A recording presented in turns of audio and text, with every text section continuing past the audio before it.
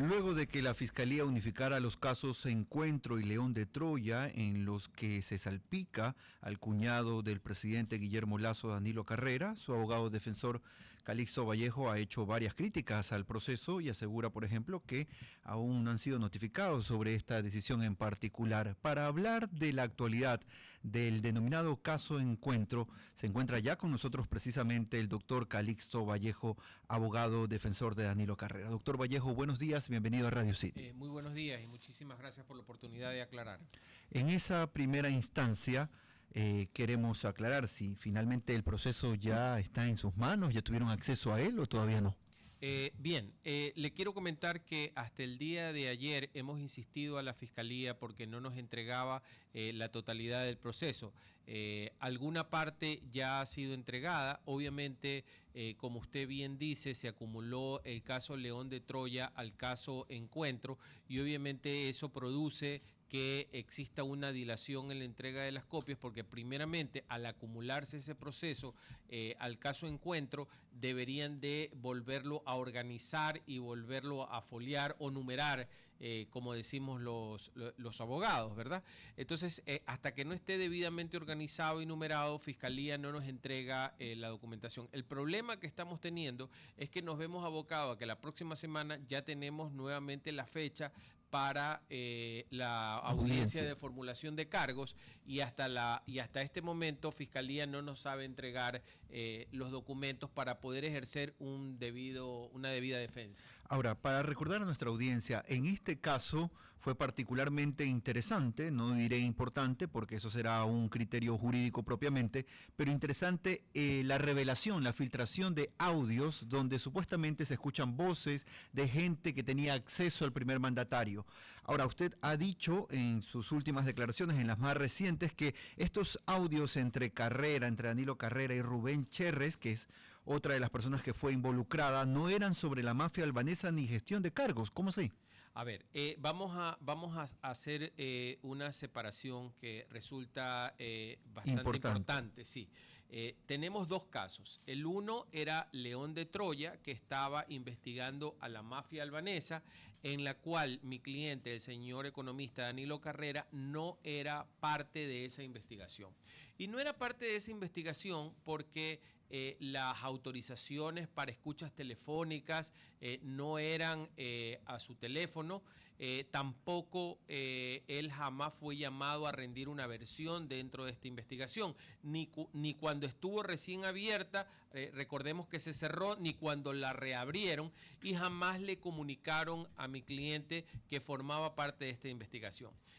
Bien, ¿y por qué esto de aquí es importante? Es importante porque tanto nuestra legislación, la Corte Nacional de Justicia, la Corte Constitucional y los organismos internacionales han establecido que la reserva de la investigación es para todas las personas que no son investigadas, pero jamás esa reserva es para el investigado. Pero si a mi cliente Danilo Carrera nunca le notificaron que estaba siendo investigado, nunca lo llamaron a rendir una versión, en este caso que inclusive de un tiempo para atrás ya fue público, entonces quería decir que él no era. ¿Cómo lo pretenden inmersar en esa investigación? Como todavía no tengo las copias de ese proceso, no le podría responder esa pregunta. Ahora bien, tenemos el caso Encuentro. En el caso Encuentro mi cliente fue notificado y la Fiscalía le dijo, usted está siendo investigado. Y está siendo investigado porque la noticia de la comisión del supuesto delito la conocemos a través de las filtraciones de unos audios de un medio digital. Ahora bien, cuando va el principal de este medio digital a rendir su versión a la Fiscalía. Nombre y apellido, por favor. El señor Boscán. ¿Verdad? Anderson Boscán de La Posta. Va a rendir la versión a la Fiscalía, ¿verdad?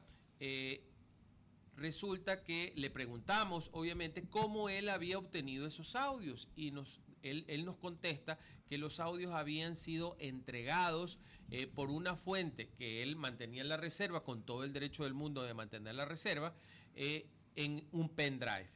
Cuando le preguntamos si ese pendrive él lo iba a entregar a la fiscalía para nosotros poder establecer si ese audio había sido editado, qué personas intervenían, la fecha en que se realizó, o si a lo mejor, exagerando para ilustrar, ninguna participación había tenido ninguna de las personas que se escucha allí, sino que simplemente había sido creado por inteligencia artificial, ¿verdad? Entonces, todo eso de ahí usted puede establecer cuando tiene el original del, en este caso del pendrive, ¿verdad? Para someterlo a lo que los abogados lo llamamos el principio de contradicción.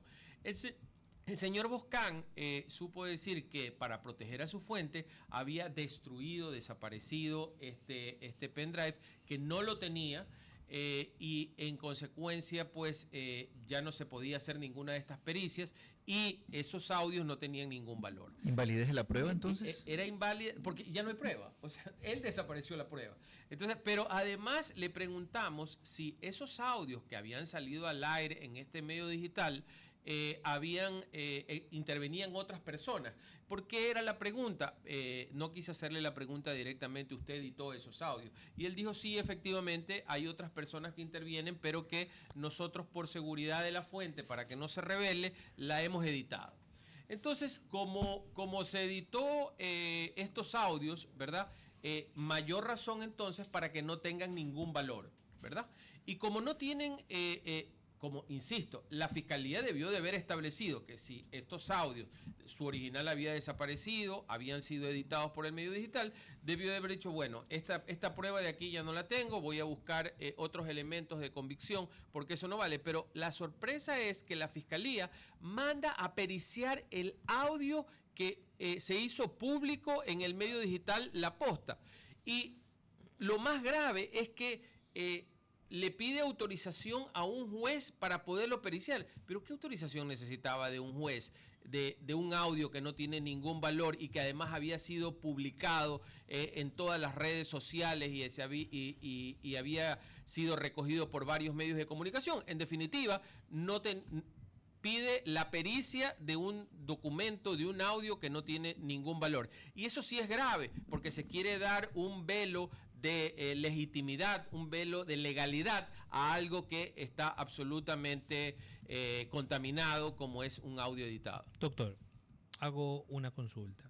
Sí. El señor Boscán, reconocido periodista en el país, no es la Santa Biblia en la investigación o en las investigaciones. Él hace su investigación.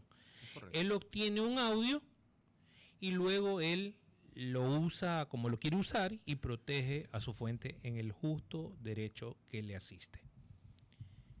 ¿Por qué basarse en ese audio? ¿Por qué no hacer una investigación paralela y obtener el mismo audio? A ver, coincido plenamente con usted en el señor Boscán puede hacer lo que él quiere como investigador. Pero más allá del tema. Si el señor Boscán la consiguió, ¿por qué no la consiguen por otro lado? Pues, le digo, porque él no es el Jesucristo bajado a la tierra de la investigación. Pues, o sea, la fiscalía también puede hacer exactamente lo mismo. Bueno, lo que ha dicho este medio digital es que a él le entregó una fuente que él protege. Vayan a la fuente, investiguen a la fuente. Bueno, él no ha revelado quién es su fuente también. Pero entonces, está bien, no tiene derecho él a revelar su fuente, pero la fiscalía tiene y debe tener la capacidad suficiente para llegar a esa fuente. Yo lo que le puedo decir es que varias personas que se escuchan en esos audios, porque debo de aclarar que el señor Danilo Carrera no aparece en ninguno de estos audios que presentó al medio digital, que presentó este medio digital. Pues sí está uno donde él está en París. Correcto. A ver, en ese audio, ¿verdad? Al que se lo escucha es al señor Cherres que habla con otra persona. Que se presume. Sí, y le dice, es que Danilo está en París. Pero si usted escucha del otro lado, escucha solamente unos balbuceos. Una persona, y claro, el otro le traduce y dice, es que está dormido, dice. Ya, pero ahí viene la pregunta que nos hacemos todos los ecuatorianos. Ajá. Es la más importante de todo esto. ¿Por qué el señor Danilo Carrera nunca salió a decir, abogado, al público, a los ecuatorianos? ¿Por qué nunca salió a decir, a ver, yo soy amigo de este señor Cherres, él ha abusado de mi confianza, él tiene que ir preso? Nunca lo hizo. Eso se ha prestado hasta el día de hoy para malos entendidos. ¿Por qué no lo hizo? ¿Por qué el señor Carrera, teniendo todos los medios buscándolo para una entrevista o para salir al aire? Él es amigo de muchos periodistas. ¿Por qué nunca salió a defender su honor? Que lo estaba mancillando un señor utilizando, porque eso es lo que se asume de lo que usted nos dice, mancillando su nombre y utilizándolo a él para cometer fechorías con otros. Yo le voy a responder a su pregunta. Por favor. El señor economista Danilo Carrera se dio cuenta que esto de aquí era un tema de una manipulación en el orden político, porque aquí en... pero el señor Cherry sí estaba... Un ratito. No, sí, y Cherry sí estaba haciendo lo que estaba haciendo. Por favor, Sí. me permiten avanzar Por en favor. la idea, ¿verdad? Entonces, el señor Danilo Carrera se dio cuenta que este era un tema político, ¿verdad? Y él no es político. Acordémonos quién es Danilo Carrera. Danilo Carrera es un hombre de 85 años, Empresario. ¿verdad? Un empresario que en su vida ha ocupado muchísimos cargos públicos, ha sido ministro de Estado varias veces, ha sido presidente de la Junta Monetaria, gerente general del Banco Central, fundador de financieras, de instituciones bancarias, etcétera, etcétera. Y en lo deportivo, inclusive, ha sido presidente del Comité Olímpico Ecuatoriano, ha sido presidente de la Federación Ecuatoriana de Tenis, etcétera. Entonces, el señor, y jamás nadie ha dudado de la honestidad, o nadie ha dicho en estos 85 años que a él se ha quedado con $1 de alguna de estas instituciones o del Estado, ¿verdad? Justamente por eso. Entonces, entonces ese es Danilo Carrera. Y Danilo Carrera se dio cuenta que este era un tema que lo estaban manejando, como era de conocimiento público, políticos, ¿verdad? Él quiso mantenerse al margen de esos políticos y aclarar donde tenía que aclarar, que era en la Fiscalía General del Estado. Como no aparecía absolutamente nada que lo ligue más que en lo social al señor Cherres, ¿verdad? Decidimos aclarar porque no quería inmersarse en este mundo político en el que los políticos inventan cosas y incriminan más a las personas injustamente. Entonces, la idea del señor Carrera fue siempre mantenerse en la línea de defenderse en la Fiscalía. Esa es la razón por la que él no salió antes. Ahora que la Fiscalía ya toma una posición y pretende pruebas que están amañadas, utilizarlas como un indicio en su contra, entonces salimos a decir que la Fiscalía no está actuando en derecho y que también está siendo influenciada seguramente por la opinión pública, por los políticos, Este mundo etcétera. es mediático, pues este mundo Exactamente. es mediático. Entonces como el tema está mediático, entonces nos tenemos que salir a combatir y decir la realidad, cómo han sucedido las cosas. Queremos agradecer al doctor Calixto Vallejo, abogado defensor de Danilo Carrera, a propósito de las decisiones de la Fiscalía en torno a la investigación en los denominados casos Encuentro y León de Troya. Gracias, doctor, por estar con nosotros. Muchísimas gracias a ustedes por la entrevista. Son las 8:09 de la mañana y 13 minutos.